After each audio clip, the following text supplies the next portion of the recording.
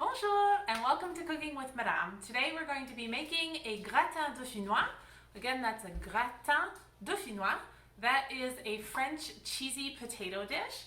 And today I'm going to be working with mon assistante. My name is Bella. Bonjour. And I'm going to be helping my mom cook.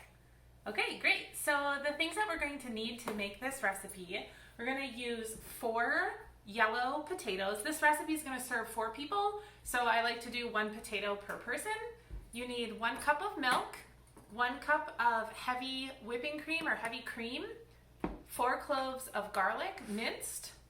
I got a package of thyme. We're going to use 3 sprigs of thyme, and we're going to chop up the leaves.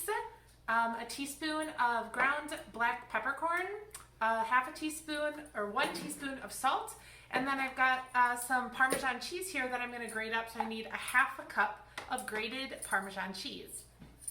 My first step is I'm going to butter a glass baking dish. So what I like to do is just take a chunk of butter, and I like to just put it in here like this to cover the whole bottom. And Bella over here is busy peeling the potatoes into an extra bowl. So in French, potatoes are actually called pommes de terre. So pomme de terre actually means apple of the earth. Une pomme is an apple. So Bella's gonna peel the 4 pommes de terre, and then we are gonna slice them into little rounds. Okay, so I've been slicing the potatoes into rounds about like this. So I'm just going to continue to slice this one and put them in my bowl.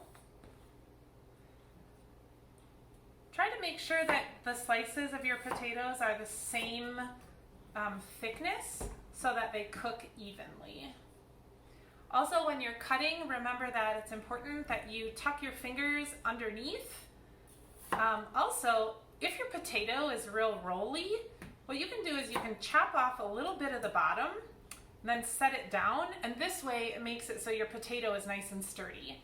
Then again, tuck your fingers underneath so that your knife blade goes on your fingers like this and doesn't chop your fingertips off. I'm going to continue to chop these here. Be very careful especially when you get to the end. I'm going to put all of my potatoes in the bowl. And now I've already I've already destemmed the leaves off of a couple of thyme sprigs, but I'm just going to show you how to do that. So the thyme sprigs, fresh thyme, you can get them at Walmart like this. And what you're going to do is if you take the sprig and you actually grab the top and pull your fingers down this way gently, it will remove all of the leaves from the sprig. And then you can just discard the stem, and then I'm going to just roughly chop the thyme leaves. Okay. Now I'm going to put all of my ingredients into a saucepan. So I put the potatoes in there and the thyme. I'm going to prepare my minced garlic. So this is an entire head of garlic. To open it up, I just kind of put my body weight on it on the palm of my hand to crack it open. And then inside I have all of my cloves. So this recipe calls for 4 cloves of garlic, but I've got a couple of really large cloves. So I'm actually just going to do 3 cloves. You can do as many as you like. If you're not a huge fan of garlic, you can use less. And if you really love it, you can of course use more.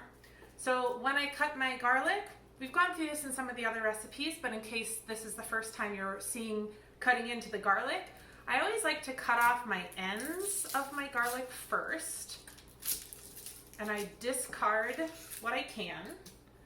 And then I take the clove, lay it on the cutting board, I lay my knife on the side, and I smash it nice and hard with the palm of my hand.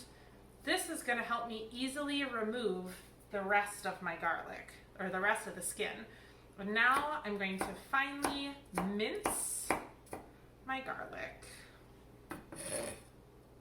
Okay, Gonna do one more. So again, I remove the ends of the garlic.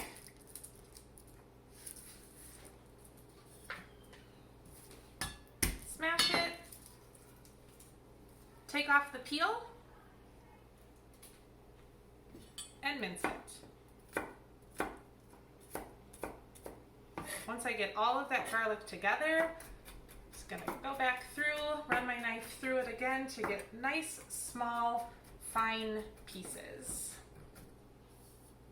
And then all of this is going to go into my saucepan with the potatoes and fresh thyme.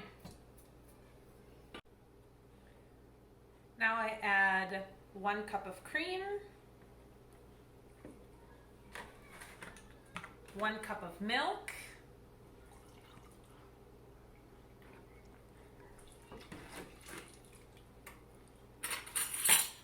I'm going to use a half a teaspoon of salt. The original recipe called for a full teaspoon, but I can always add more salt later if I want to. And then I'm going to add my teaspoon of the freshly ground pepper. Now it's going to go onto the stove just to bring it to a boil and start it to come together. While I'm doing this, I'm going to make sure that my oven is preheated to 375 degrees. I'm going to put the potatoes on medium-high heat until they come to a boil, just to start getting all of those flavors melding together. Okay, so this has been cooking for about 5 to 7 minutes just to let all of these flavors meld together. I brought it to a very, very light boil, just really a simmer. A simmer is just below boiling. And now I'm going to transfer it. I'm going to turn off the heat and I'm going to transfer it to my buttered baking dish. And I'm just going to arrange all of those potatoes evenly along the bottom of the pan.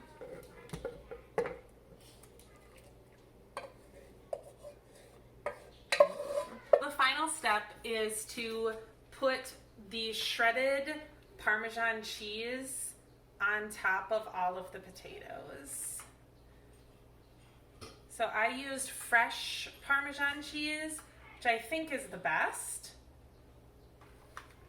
And I think I've got a little bit over a half of a cup here, but I like to have a little extra cheese, and so does my family. So I'm not too worried about that.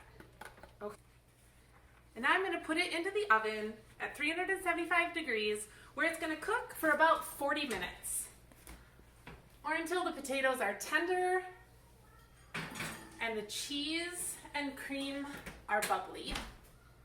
My gratin dauphinois has been cooking for 40 minutes, and you can see that it's really bubbly and brown on top. It looks delicious. So at this point, I'm just gonna turn off the oven and leave it in there to set for 15 minutes.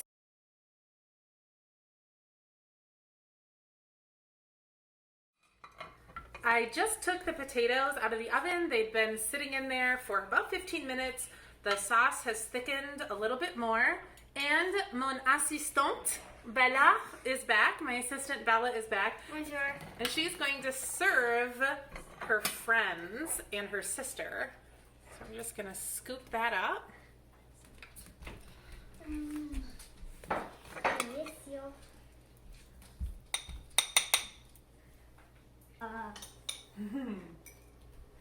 Delicious.